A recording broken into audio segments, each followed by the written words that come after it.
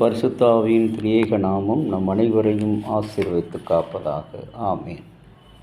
கிறிஸ்துவுக்குள் அன்பான இறை மக்களே, இன்றைய நாளின் சிந்தனைக்காக உபாகமம் 5ஆம் அதிகாரம், உபாகமம் 33ஆம் அதிகாரம் 5வது வசனம். இஸ்ரவேலின் கோத்திரங்கள் ஒன்றாக கூடி வருகையில் எஸ்ரேனுக்கு அவர் தரிசனமாயினார் என்று சொல்லி பார்க்கிறோம். தரிசனம் ஆயினார். அன்புக்குரிய இறை மக்களே, கடவுளுடைய போதனையிலே அதிகமாக அவர் போதித்து செல்லவில்லை, போதித்து விட்டு அதை சாதனையாக்கி செல்கிறார் என்பதை நாம் அநேக இடங்களிலே அறிந்து கொள்கிறோம்.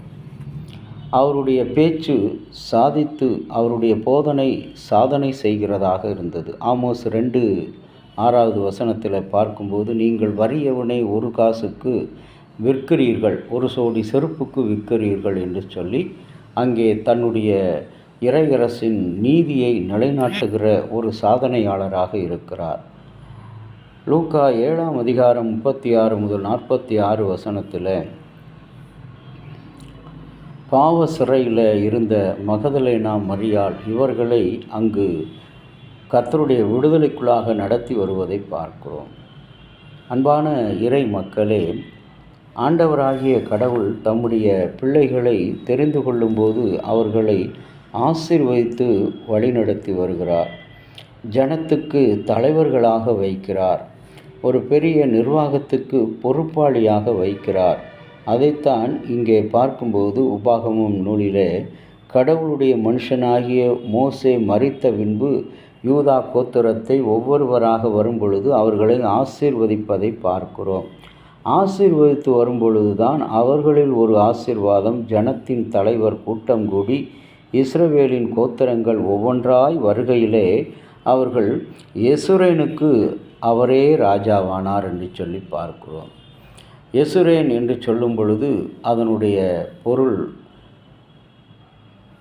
ஹீப்ரு ரூட் வேர்ட், அதாவது மூல வார்த்தை எதை குறிக்கிறது என்று சொன்னால், இஸ்ரேல் என்ற கவிதை பெயர், பொயட்டிக் நேம் என்று சொல்லி அழைக்கப்படுகிறது. அப்படிப்பட்ட கவிதை பெயரில் அழைக்கப்பட்ட அந்த பெயர் இஸ்ரவேல் என்று சொன்னால் ஆசீர்வதிக்கப்பட்ட ஜனம்.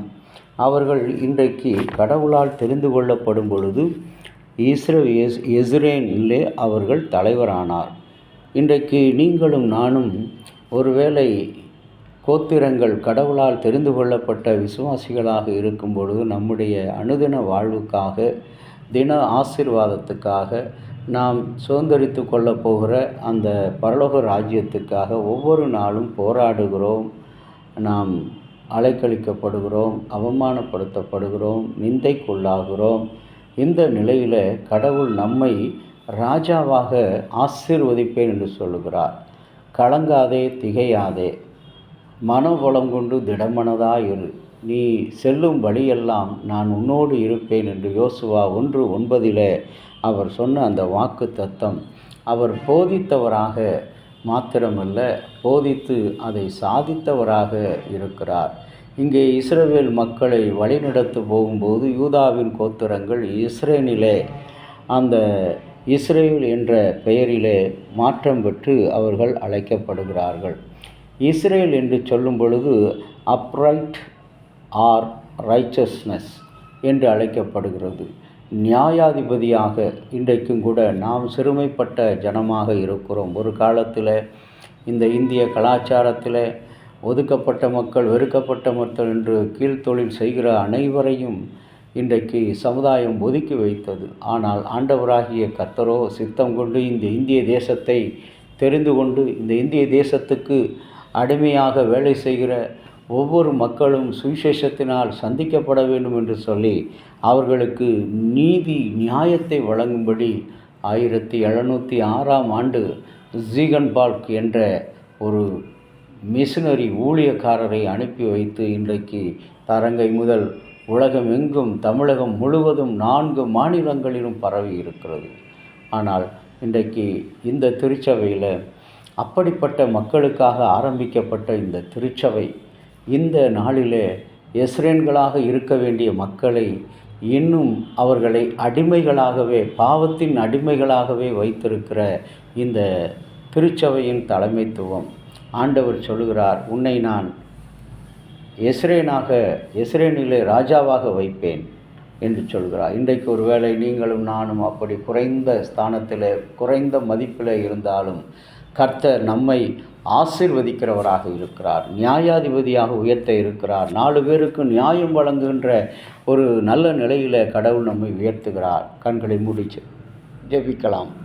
அன்புள்ள இயேசு சுவாமி, கிருபையாக நீர் கொடுத்த இந்த ஆசீர்வாதமான நாளுக்காக நன்றி. இந்த நாளிலும் கூட நீர் எங்களை அரசனாக, நியாயாதிபதியாக உயர்த்துவேன் என்று வாக்கு கொடுத்திருக்கிறீர். எஸ்ரேனிலே ஆண்டவரே, அந்த இஸ்ரவேலின் மக்களுக்கு ராஜாவாக நீர் வைப்பேன் என்று சொன்ன அந்த ஆசீர்வாதத்தின்படி நாங்களும் அவ்விதமாக உம்முடைய நீதியை செய்கிற ராஜாக்களாக இருக்க எங்களுக்கு அருள்தாரும். இறைமகன் இயேசுவின் நாமத்தில் வேண்டிக் கொள்கிறோம் நல்ல பிதாவே, ஆமேன். தந்தையாகிய கடவுளின் அன்பு, மைந்தராகிய இயேசுனுடைய அருளும், பரிசுத்த ஆவியினுடைய நல்ல உறவும் பாதுகாப்பு உங்கள் அனைவரோடு இருப்பதாக. ஆமேன்.